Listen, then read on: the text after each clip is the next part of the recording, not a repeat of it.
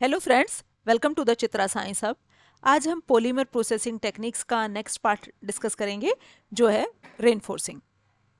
अब क्या है हमारा रेनफोर्सिंग की जो टेक्निक है, क्या है ये हमारी fibre reinforced plastic which possesses outstanding properties such as high strength to weight ratio and excellent corrosion resistant, easily fabricating etc are obtained by reinforcing a plastic matrix with a high strength fiber material। तो इसमें हम reinforcing में क्या करते हैं, polymer matrix को reinforce कर देते हैं। किससे, मतलब उसकी प्रॉपर्टी एनहांस करने के लिए। और वो एनहांस प्रॉपर्टी क्या हो जाती है कि आपका रेनफोर्सिंग के बाद क्या उसके अंदर आउटस्टैंडिंग प्रॉपर्टीज आ जाती हैं, जैसे कोरोजन रेजिस्टेंस है, टेंसाइल स्ट्रेंथ उसकी इंक्रीज हो जाएगी, इजीली हम उसे उसका फैब्रिकेशन कर सकते हैं।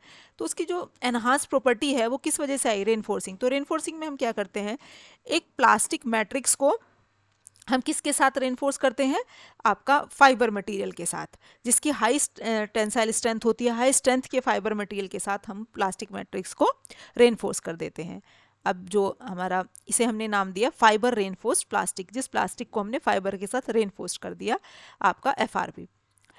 Fiber rings for plastic are used for making boat hulls, storage tank for storing acids used in aircrafts and satellites। कहाँ कहाँ हमारा इसका यूज़ होता है, ये हमारे बोट के हल्स बनाने के काम आती है, स्टोरेज टैंक बनाने के काम आते हैं, उन टैंक्स के अंदर जिनके अंदर हम एसिड स्टोर करते हैं। और एयरक्राफ्ट्स और सैटेलाइट्स में भी हमारा इसका जो यूज़ होता है। Reinforced plastic are produced by suitably bonding a fiber material with a resin material and curing the same under heat and pressure। इसमें क्या करते हैं, एक आपका जो है फाइबर मटेरियल को हम जो क्या है किसके साथ हम उसका बॉन्डिंग कराते हैं, रेसिन मटेरियल के साथ। आपका प्लास्टिक जो मैट्रिक्स होती है, जो रेसिन है, रेसिन मटेरियल है, उसके साथ हम जो है क्या कराते हैं, उसके बॉन्डिंग कराते हैं। आपका हाई जो है उसे टेम्परेचर देके और आपका प्रेशर देके, हाई प्रेशर और टेम्परेचर पे हम क्या करते हैं, उसके अंदर क्यूरिंग करते हैं। क्यूरिंग मीन्स मतलब क्रॉस लिंकिंग टाइप का, मतलब जिसमें प्रॉपर्टीज जिसमें आ जाती हैं, क्योंकि दोनों हमारे क्या है वो ब्लेंड हो जाएंगे। The common resin matrix used in FRP includes polyesters, epoxy, phenolic, silicones etc। अब कौन कौन से जो है प्लास्टिक मैट्रिक्स से कौन कौन से रेसिन्स हैं जो हम इसमें यूज़ करते हैं आपके रेनफोर्सिंग में, जो आपका जो फाइबर के साथ रेनफोर्स करते हैं। तो कौन कौन सी हम पॉलीमर यूज़ करते हैं, उसमें पोलिस्टर्स यूज़ करते हैं, इपॉक्सी यूज़ करते हैं, फिनॉलिक रेसिन्स और आपके सिलिकॉन्स। अब हमारे जो है प्लास्टिक को रेनफोर्स करने के हमारे बहुत सारे मेथड हैं आपका। उनमें से 3 कॉमन मेथड है, एक तो हैंड लेअप टेक्निक, एक फिलामेंट बाइंडिंग टेक्निक और एक स्ट्रेप टेक्निक। अब फर्स्ट मेथड है hand layup technique. This is one of the simplest method for making reinforce plastic article and consist of following step. ये हमारा सिंपलेस्ट मेथड है। इसमें हम कैसे करते हैं, step by step. First step में क्या करते हैं, the mould is first given a thin coating of release agent such as polyvinyl alcohol, silicone oil और wax in order to prevent sticking of the final fabricated product from the mould. ये mould है, इसके ऊपर सबसे पहले क्या करते हैं, हम एक थिन कोटिंग करते हैं, किसकी, रिलीज एजेंट, जिसे कहते हैं ना कि कोई चीज़ जैसे कुछ हम किसी बर्तन में कोई चीज़ डाल रहे हैं तो कुछ चिपके ना, तो कोई इस तरह की ऑयल लगा दो उस पर, कुछ इस तरह की चीज़, ताकि वो इजीली हट वहाँ से रिमूव कर सकें। तो इस तरह का एक रिलीज एजेंट लगा देते हैं। तो माउल्ड के ऊपर जो रिलीज एजेंट लगाते हैं वो कौन कौन से लगाते हैं, पोलीविनाइल अल्कोहल और सिलिकॉन ऑयल या वैक्स। उसके बाद जो है माउल्ट के ऊपर कोटिंग करते हैं रेसिन मैट्रिक्स की, जो हमने रेसिन मैट्रिक्स अभी पढ़े, मतलब जिस भी तरह का हमें बनाना है उसी तरह के रेसिन, मतलब जिस रेसिन की हमें रेनफोर्सिंग करनी है उसकी हम उसके ऊपर रेसिन मैट्रिक्स की कोटिंग करते हैं। A pre cut glass glass cloth और mat is then spread over the resin layer. उसके ऊपर फिर क्या करते हैं, हम एक ग्लास का क्लॉथ जो है या मैट को उसके ऊपर हम क्या कर देते हैं, स्प्रेड कर देते हैं। उसके ऊपर क्या है, फिर प्रेसिंग रोलर से उसे जो है आपका उसके ऊपर एडजस्ट करना, प्रेसिंग रोलर उसके ऊपर चला देते हैं आपका, जैसे प्रेस करते तो इजीली, ताकि वो सेट हो जाए उसके ऊपर जो हम ग्लास क्लॉथ लगा रहे हैं। Now another layer of the resin coating is laid over the glass cloth. अब उसके बाद फिर क्या करेंगे, दूसरी लेयर लगा देंगे। The glass cloth is pressed uniformly on the resin by making use of roller. अब उसके बाद फिर जो है उसके ऊपर हम फिर उसे आपका हमने सेकेंड लेयर रेसिन की लगाई, उसके ऊपर फिर से ग्लास क्लॉथ लगाया, फिर से रोलर से उसे हमने यूनिफॉर्मली प्रेस किया। तो एक तो इसका डबल पर्पज़ है आपका, जो हम रोलर उसके ऊपर चला रहे हैं प्रेसिंग रोलर, एक तो क्या है आपका वो है यूनिफॉर्म डिस्ट्रीब्यूशन होता है, यूनिफॉर्मिटी बनी रहती है, दूसरा कोई एयर बबल यदि उसके अंदर एंट्रैप हो जाता है तो वो ईजिली रिमूव हो जाता है। इसी तरह से अल्टरनेट लेयर लगाते रहते हैं रेसिन की, ग्लास क्लॉथ की, हम उसके ऊपर जो है और उन्हें प्रेस करते रहते हैं तब तक जितनी मोटी थिकनेस की हमें आपकी उसकी रिक्वायरमेंट होती है आपकी रेनफोर्स प्लास्टिक की, उतनी ही हम उसके ऊपर लेयर लगा लेते हैं।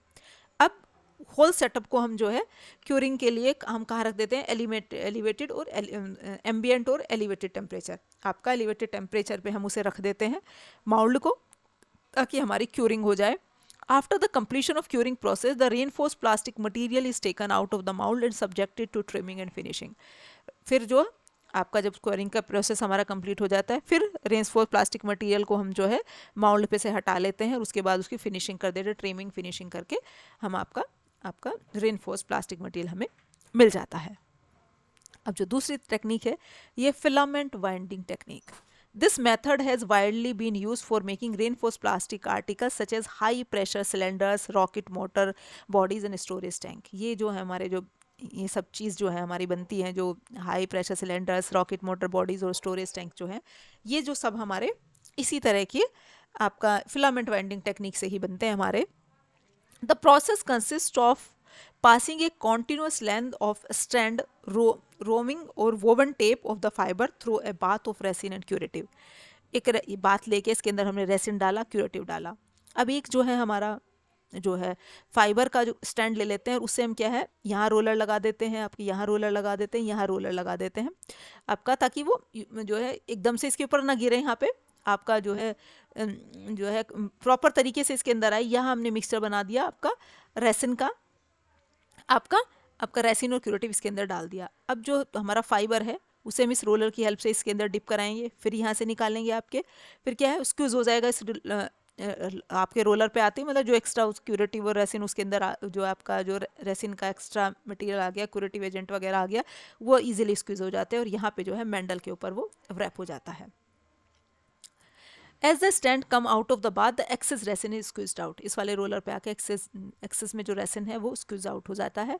The resin dipped filament is then wound over a mandrel of required shape। ये mandrel है, मेंडल वर्ड है, ये टाइपिंग एरर है, mandrel of required shape and subsequently cured under the action of heat. Mandrel मतलब जिस तरह का हमें वो उसकी थिकनेस लेनी है, मतलब जिस तरह का हमें आर्टिकल बनाना है उसी शेप का हम मेंड्रल लेंगे और उसके ऊपर हम क्या है इसे व्रैप करते रहते हैं, एक के बाद एक, तो पूरा इसके ऊपर व्रैप हो जाता है, तो इसी की शेप ले लेता है वो मेंड्रल की आपकी। तो ये है हमारी जो है आपकी जो है सेकेंड वाली टेक्निक। अब हमारी थर्ड टेक्निक पे आते हैं जो है spray up technique. This technique employees suitable multiple headed gun. एक मल्टीपल हेडेड गन होती है, मल्टीपल हेडेड गन जिसमें से रेसिन भी एक साथ निकलेगा, क्यूरेटिव भी एक साथ निकलेगा और चॉप्ड फाइबर भी एक ही साथ निकलेगा। ये हमारी एक मल्टी हेडेड गन है।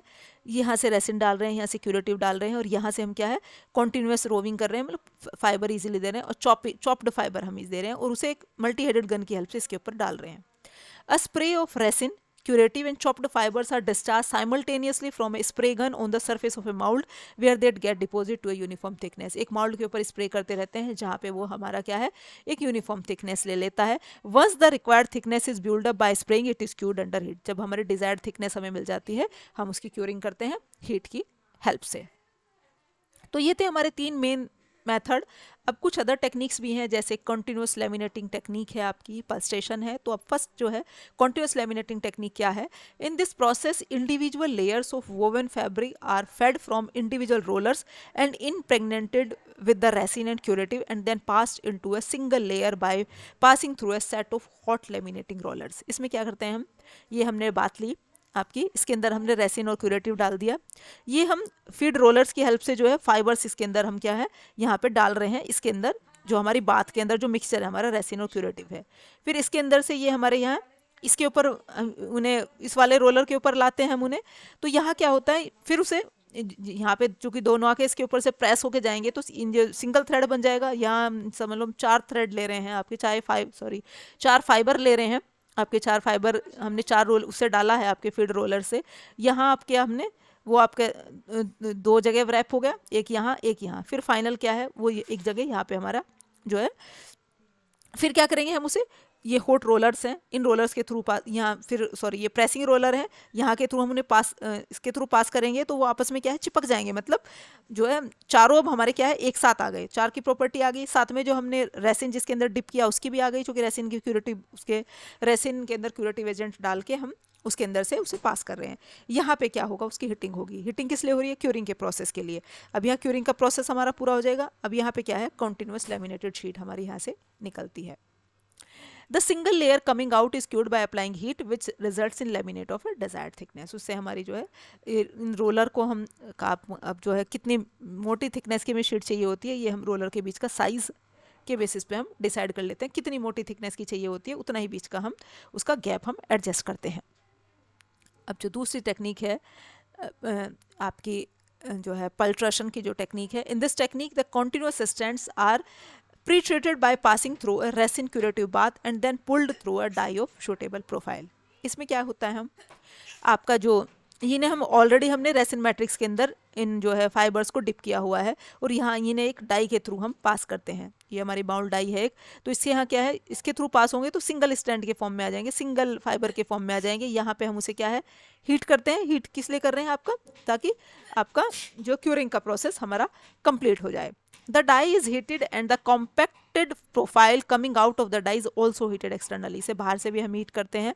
The cured profile is continuously pulled out of the die। और डाई से हमारा continuously ये हमारा बाहर आता रहता है। ये हमारा क्या है, फिर से हमें जितना उसे हम काटते रहते हैं वहाँ से, जितनी हमें जितनी ज़्यादा लंबी, जितनी ज़्यादा थिकनेस सॉरी जितनी ज़्यादा हमें लंबी हमें लेमिनेटिंग शीट चाहिए होती है, इतनी हमारी जो है पल्ट्रेटेड आर्टिकल यहाँ से हम उतना ही कट ऑफ कर लेते हैं। तो ये था हमारा आज का टॉपिक। Thank you.